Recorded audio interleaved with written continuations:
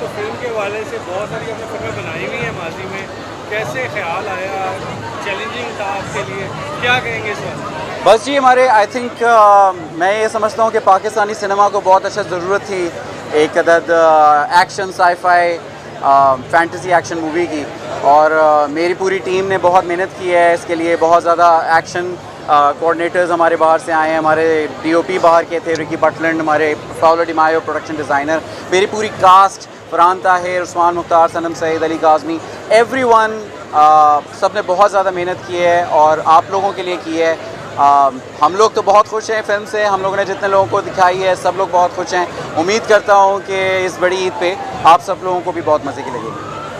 ये भी बताइएगा कि आगे प्लान है इसका सीक्वल बनाने का, क्या कहेंगे? सीक्वल का प्लान मैंने तो बनाया हुआ है, बाकी अवाम डिसाइड करेगी। अगर अवाम ने उठाई ये फिल्म, अवाम ने सराहा, इसको पसंद किया, तो हम डेफिनेटली ऐसी सिर्फ ये क्या हम और बहुत सारी फ्रेंचाइज उठाएंगे इंशाल्लाह। बहुत बड़े बड़े लिटरेचर के पीसेस हमारे पास मौजूद हैं पाकिस्तान में।